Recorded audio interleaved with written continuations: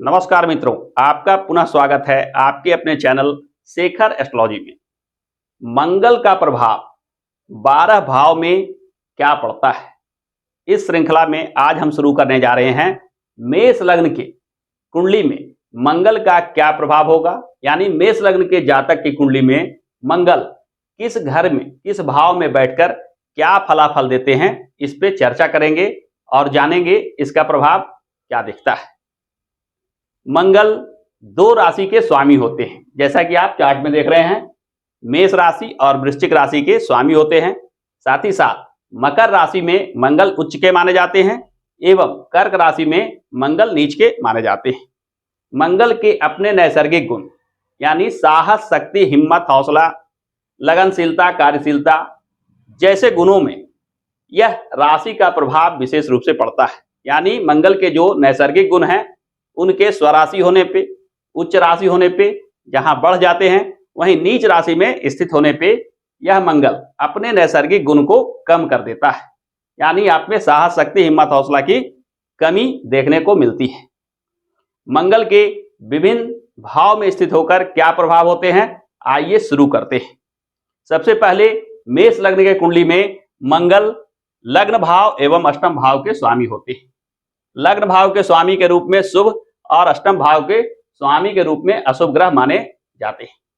यहां मंगल एक न्यूट्रल यानी सम ग्रह के रूप में माना जाएगा। यानी अब यह मंगल जिस भाव में स्थित हो उसके अनुसार, जिस ग्रह के साथ स्थित हो उसके अनुसार फलाफल देते हैं। यानी शुभ ग्रहों के साथ युति बनाने से शुभ फल और अशुभ ग्रहों के साथ युति बनाने से अशुभ फल देते हैं।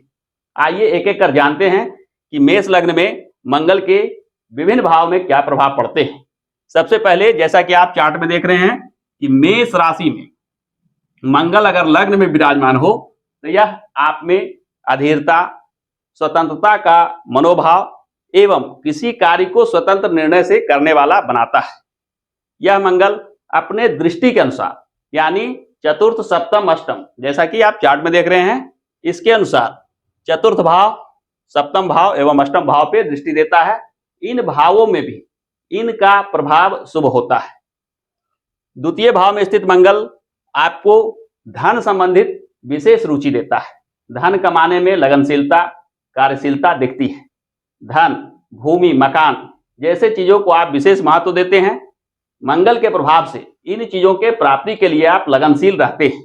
यानी मेष राशि के कुंडली में, मेष लग्न के कुंडली में मंगल यदि द्वितीय भाव में विराजमान हो तो यह आपको धन अर्जन करने के लिए विशेष रुचि देता है। इसमें आप लगकर कार्यशीलता से धनार्जन करते हैं। अब हम चर्चा करते हैं तीसरे भाव में। तीसरे भाव में अगर मंगल विराजमान हो, तीसरे भाव में मंगल का प्रभाव बुद्धिमता लिए होता है। यानी आप कार्य को बुद्धि के बल पे करते हैं, लगनशीलता के बल पे करते हैं एवं आप अपने साहस, शक्ति के बल पे इन कार्यों में सफलता प्राप्त करते हैं। यानी पराक्रम भाव में स्थित मंगल एक शुभ फल देने वाला ग्रह बन जाता है। अगले भाव यानी चतुर्थ भाव में अगर मंगल विराजमान हो तो यह मंगल अपने नीच राशि में आ जाएगा। यानी मेष लग्न के जातकों के लिए चतुर्थ भाव में स्थित मंगल अशुभ प्रभाव देने वाला ग्रह बन जाएगा। आप में साहस, शक्ति, लगनशीलता, कार्यशीलता जैसे गुणों की कमी आ जाती है। आप में टाल मटोल की भावना आ जाती है। किसी कार्य को आलसपूर्ण होकर करते हैं। यानी आलस का यह भाव जीवन में सफलता को देरी करता है। जीवन में कोई कार्य में आलस होने की वजह से आप सफल नहीं हो पाते। चर्चा करें अगर पंचम भाव में मंगल अगर विराजमान हो तो यह मंगल चूंकि विद्या भाव में विराजमान है, अतः आप में तर्क वितर्क करने की शक्ति होती है। आप में तीव्र बुद्धिमता होती है। आप अपने बुद्धि के बल पे सारे कार्यों को करते हैं। साथ ही साथ यह मंगल अपने दृष्टि से चतुर्थ, सप्तम एवं अष्टम दृष्टि से जिन भावों में प्रभाव डालता है, उन भावों से जुड़े हुए कार्यों में भी तर्क वितर्क बुद्धिमता का सहयोग देता है और उन क्षेत्रों पे भी सकारात्मक फल पड़ता है। अगले भाव यानी छठे भाव में अगर मंगल को देखें तो यहाँ मंगल छठा भाव में निर्बल माना जाएगा, क्योंकि छठा भाव में मंगल आकर मंगल के जो नैसर्गिक गुण हैं उनमें कमी आ जाएगी। परंतु छठा भाव एक अशुभ भाव होने की वजह से यहाँ अशुभ ग्रह का विराजमान होना शुभ फलों को देता है। आप रोग, ऋण, शत्रु से बचे रहेंगे। यह मंगल आपको शत्रुओं से बचाव करेगा। यह मंगल को शत्रुहंता योग के नाम से भी जानते हैं। अब हम चर्चा करते हैं सप्तम भाव के मंगल के बारे में। सप्तम भाव में यदि मंगल विराजमान हो तो यह विवाह भाव है। विवाह भाव में मंगल विशेष समस्या का कारण बनता है। खासकर वैवाहिक संबंधों को लेकर आप में कुछ न कुछ कमी रह जाती है।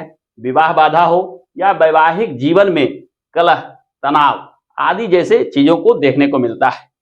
यह मंगल एक शुभ मंगल नहीं माना जाएगा, क्योंकि जन्म कुंडली के अंतर्गत इस भाव पे स्थित होकर जो मांगलिक दोष बनता है उसे विशेष प्रभावी माना जाता है। जन्म कुंडली के विवाह भाव में स्थित मंगल जो मांगलिक दोष बना सकता है उसके प्रभाव अकाट्य होते हैं। अगले राशि यानी वृश्चिक राशि की चर्चा करें। वृश्चिक राशि गुप्त विद्याओं का राशि है। अष्टम भाव गुप्त विद्याओं का भाव है, यानी आपकी रुचि तंत्र मंत्र, चिकित्सा विज्ञान एवं रोग व्याधि के निदान में रहती है। आप इन चीजों को रुचि लेकर सीखते हैं। कुछ मामलों में आप इन चीजों में विशारद भी हो सकते हैं। इन चीजों में अगर आप कोई कार्य करते हैं तो आपको सफलता अवश्य में प्राप्त होती है।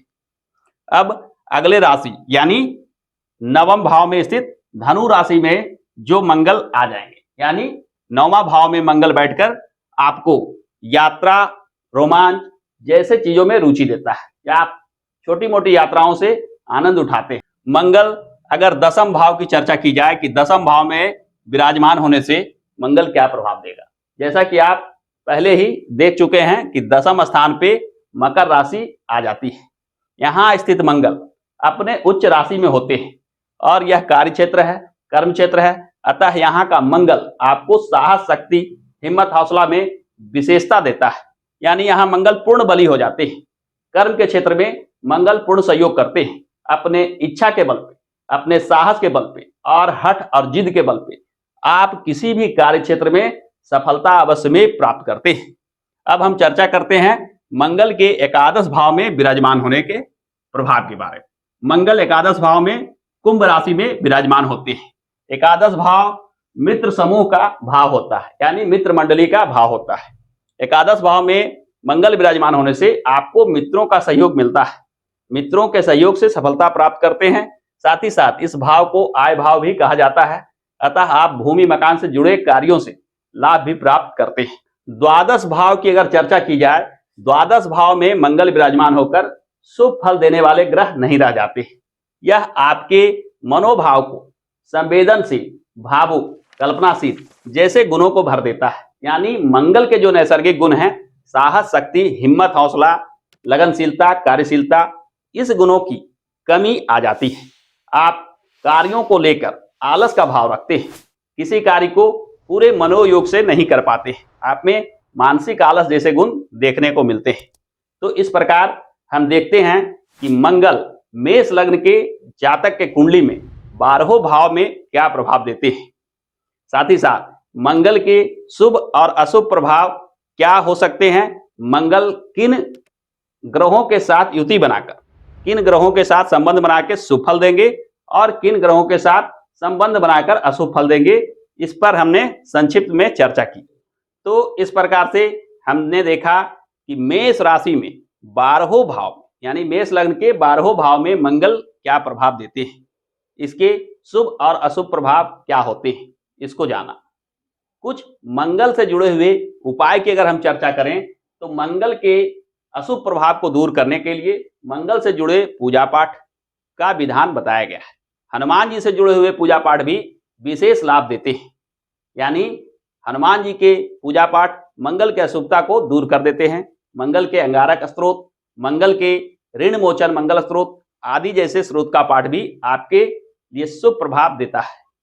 मंगल से जो मांगलिक दोष बनता है वो एक अशुभ योग माना जाता है। मंगल के प्रथम, चतुर्थ, सप्तम, अष्टम और द्वादश भाव में स्थित होने से मांगलिक दोष बनता है। मांगलिक दोष पे चर्चा किसी अन्य वीडियो में मैं विस्तार से लेकर आऊंगा। मांगलिक दोष के परिहार के लिए भी मंगल से जुड़े उपाय की आवश्यकता रहती है। मंगल के अगर मंत्र की चर्चा की जाए तो ओम अंग अंगारकाय नमः, यह मंत्र को मंगल का मंत्र माना जाता है। इस मंत्र का जाप करने से मंगल के शुभता में वृद्धि होती है। मंगल का अगर यंत्र की चर्चा की जाए तो यह जो यंत्र दिख रहा है यह मंगल का यंत्र है। मंगल के वस्तु तांबा, गुड़, मसूर की दाल और मीठे पदार्थ, ये सारे चीजों को मंगल की वस्तु मानी जाती है। मंगल संबंधित दान के करने के लिए, यानी अगर जन्म कुंडली में ऐसी स्थिति हो कि मंगल संबंधित दान करना आपके लिए आवश्यक हो जाए, तो इन चीजों का दान किया जाता है। मंगल की दृष्टि पे मैंने पहले ही चर्चा कर दिया है। तो आज के वीडियो में इतना ही। फिर मिलते हैं वृष राशि के मंगल 12वें भाव में क्या प्रभाव देते हैं, इस चर्चा को लेकर। तो तब तक के लिए अनुमति दीजिए। धन्यवाद।